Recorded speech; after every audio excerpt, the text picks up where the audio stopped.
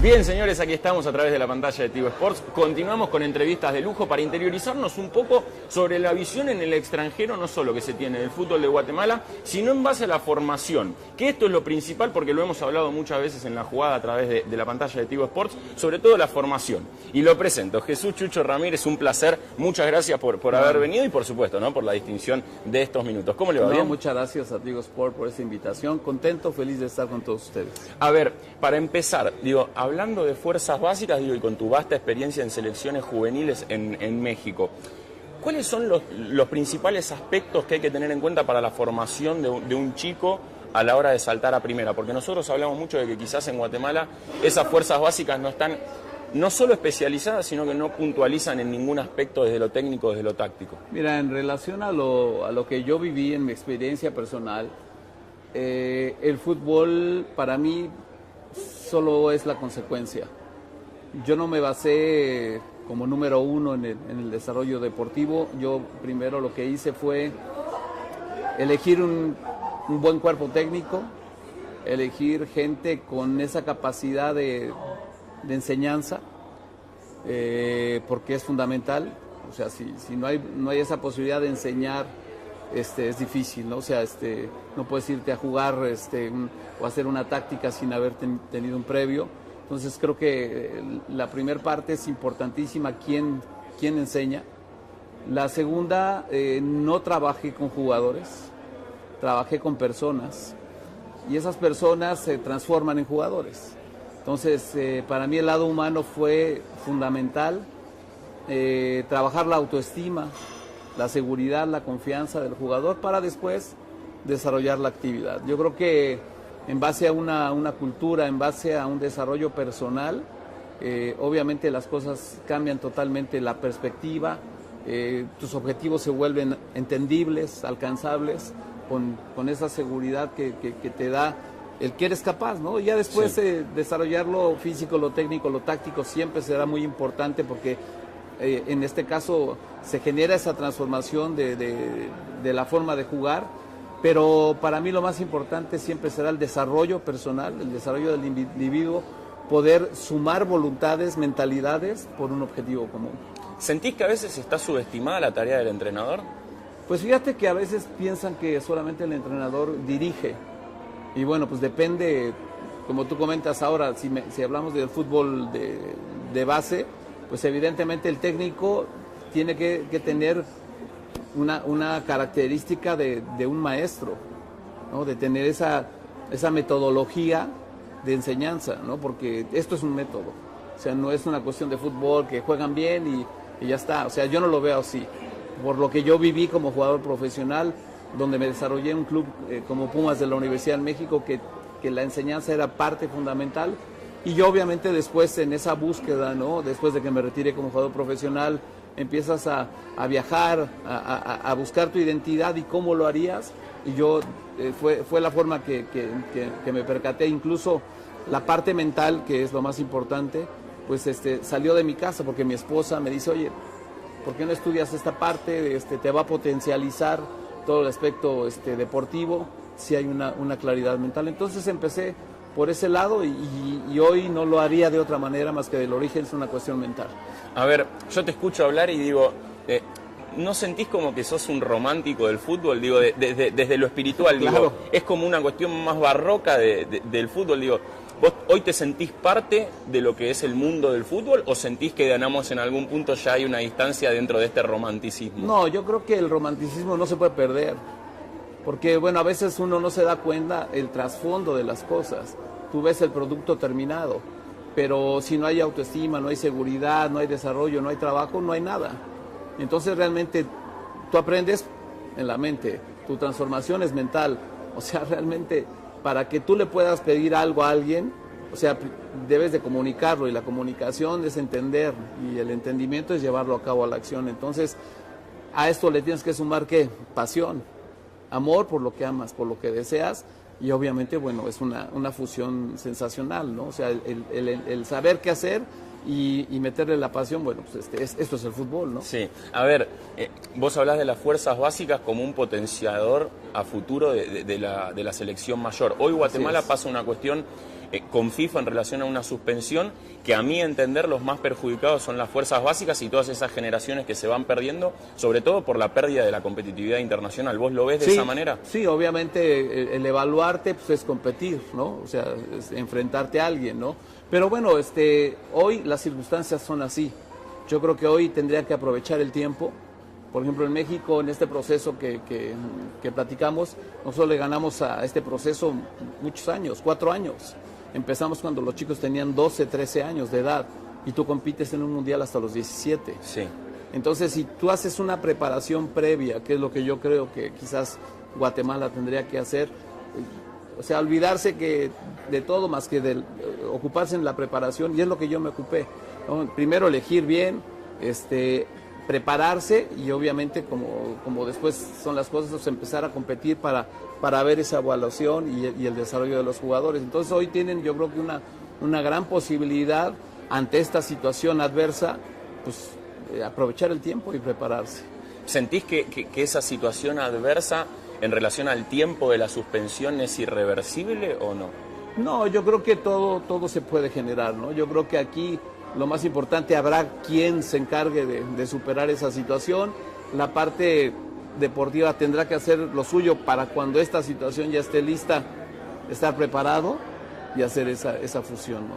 A ver, en algún punto en México lo que se vino dando es el tema de las sociedades anónimas en relación a la inversión de capital en el fútbol. ¿Estás de acuerdo o no estás de acuerdo?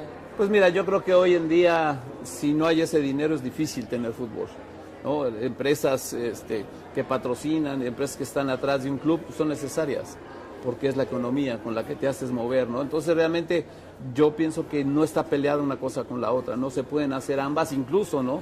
En la selección tienes que estar supeditado muchas cosas de los patrocinios, ¿no? Yo me acuerdo en la selección decían, es que va a haber comercial de esto, va a haber anuncio de aquello, entonces lo tienes que programar dentro de tu plan de trabajo, o sea, no lo puedes olvidar, decir, bueno, es que hoy tenía entrenamiento y me los van a quitar, sabes que no van a estar. Entonces hoy sería tonto no pensar que esas empresas son parte de tu entrenamiento. ¿Por qué? Porque lo tienes que tomar en cuenta. Obviamente también hay una parte que es clarísima, los equipos no tienen nada que ver con la selección. No tienen nada que ver. ¿Por qué? Porque cada club hace lo que quiere, como quiere, contrata a quien quiere. En México, en este caso, hay 9 extranjeros y 9 mexicanos. Sí. Entonces, un club decide si tiene los 9 o no. E incluso hay clubes que tienen más de 9. Ellos deciden si los ponen o no. Yo pienso que los clubes no están pensando en la selección nacional. O clubes como Chivas. Claro, digamos, que son solo mexicanos. Entonces, yo creo que todos los clubes piensan en sí mismos. Obviamente la consecuencia de un buen jugador pues recae en la selección, entonces debe de haber una comunicación, ciertos aspectos. Por ejemplo, algo que pasó muy importante en México fue cuando hubo una regla del 20-11. Sí. Todos los clubes tenían que jugar con un jugador 20-11. Entonces, no solamente juegas con uno, ¿cuántos tienes que tener en la banca? ¿Y cuántos tienes que preparar por si necesitas un arquero, un defensa? O sea, entonces ya te genera un movimiento diferente. Y creo que ese tipo de reglamentos tendría que ser necesario. Hay clubes que por ideología no lo hacen, ¿no? Pero yo creo que para el desarrollo y el fomento y de esa inversión que hacen los clubes, sí tendría que haber este tipo de reglas donde te obliguen a meter un jugador de esas edades porque lo vas a requerir. A ver, nosotros tuvimos el Mundial Sub-20 por la pantalla de Tigo Sports. Y me acuerdo, por ejemplo, de Maradona que queda fuera del 78 y va a Tokio 79. El nivel de competitividad que tiene hoy un Mundial Sub-20, ¿crees que apuran a los chicos? Porque vemos movimientos preestablecidos de jugador profesional en un Mundial Sub-20. Sí, ya el Mundial Sub-20 prácticamente es raro el jugador que no esté jugando en primera división. Yo creo que los tiempos se han acelerado, sin duda. Y bueno, la formación todavía se vuelve más importante, ¿no? Porque no vas a tirar a un chico cuando no hay preparación. Y pasa, y sucede, pero realmente me regreso un poco más. Si tú ya le ganaste tiempo a esa preparación, seguramente al Mundial Sub-20 la mayoría ya tendría que estar debutando en primera división, sí, con un nivel importante y siendo un protagonista de esta selección, ¿no? Entonces yo creo que todos los clubes siempre tendrán 1, 2, 3 jugadores de ese nivel de importancia. pero me regreso al principio. Yo creo que aquí lo más importante es quién los prepara. Y no solamente en lo deportivo, sino vas a salir a un estadio donde está lleno, vas a salir a un estadio donde todo mundo e incluso todo un país que está esperando de ti. Sí. O sea, una respuesta a decir, espero y lo con mejor. 17, Entonces, 18 años. Independientemente de lo deportivo, esa parte se llama mentalidad. O sea, que te sientas capaz de soportar toda esa presión, tirar un penal en un mundial, o sea, tener una responsabilidad de avanzar o no. O sea, realmente te digo, lo deportivo ya es una consecuencia. Para mí siempre será más importante que el jugador llegue con una convicción, con una mentalidad de un ganador, y ya el fútbol, bueno, se desarrolla, ¿no? ¿Sentís que el fútbol es cruel con los jóvenes?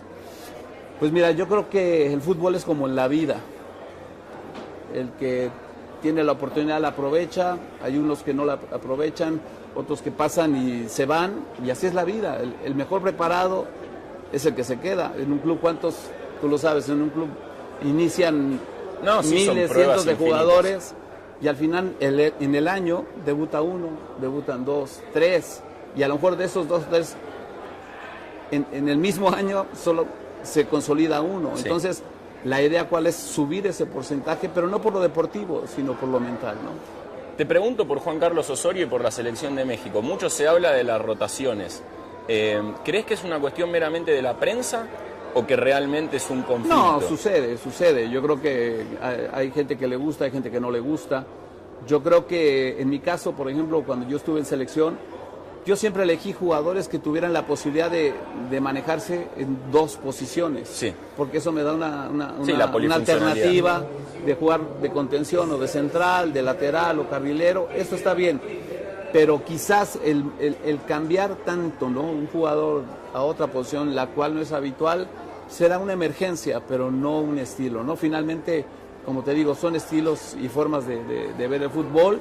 Y bueno, al final lo que acaba siempre siendo, pues, es el resultado, ¿no? O sea, ya como lo hagas, te puede gustar o no, pero al final es el resultado. Te hago las últimas dos, Chucho, cortitas. Estás trabajando en Asia. Sí. Digo, y como un continente emergente del fútbol, que no tiene ese caudal, digamos, tiene población, pero no sé si tiene tradición futbolera. ¿Cómo ves la cuestión de volver a integrar parte de la elite del fútbol mundial? Fíjate que a mí lo que me toca es trabajar en Japón. Tengo ya 5 años trabajando con los japoneses.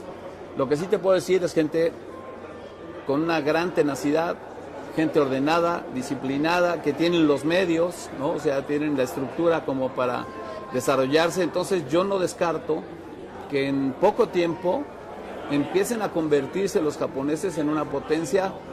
Quizás les falta esa parte que tenemos nosotros de los sanguíneos.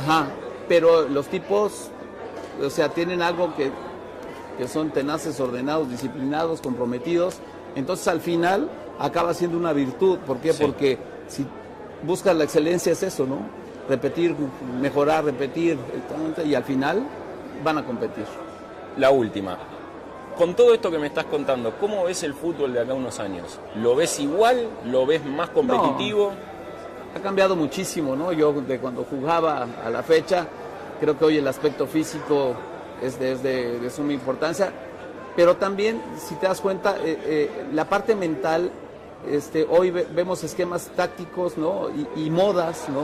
De a veces estar todos metidos atrás. Entonces, a veces, más allá de esa estrategia, ¿no? El estar en un alto nivel de concentración para poder aprovechar quizás esa sola oportunidad que tienes en el juego, y hacer la gran diferencia. La última, ¿cómo ves el Mundial de Rusia? Pues yo lo veo muy parejo, ¿no? Siempre hablan que los grupos, que el grupo de la muerte y esto. Yo digo, mira, para ser campeón del mundo siempre te tocará uno bueno, uno regular, uno muy bueno, pero lo más importante no es eso, sino lo más importante es cómo llegas tú. O sea, siempre nos ocupamos y nos preocupamos de los rivales, pero yo creo que me tengo que ocupar de lo que sí puedo controlar, que soy yo. Entonces, si yo llego con un nivel, ¿no?, de una gran mentalidad, me preparé bien, todo eso, llegaré con amplias posibilidades de avanzar. Y en México, de repente, tristemente, es que, híjole, nos tocó con Alemania. Pues sí, pero a nosotros nos tocó con Brasil. y le ganamos a Brasil. Entonces, en algún momento lo tienes que pensar, en algún momento va a suceder. Entonces, hay que dar ese paso decisivo y no es futbolístico, sino es un paso mental. Muchas gracias. Gracias. Para mí pasaron 2 minutos, pero bueno, abrazo. Señores, Chucho Ramírez con todos nosotros para la pantalla de Tigo Sports, un verdadero lujazo hablando de todo. No se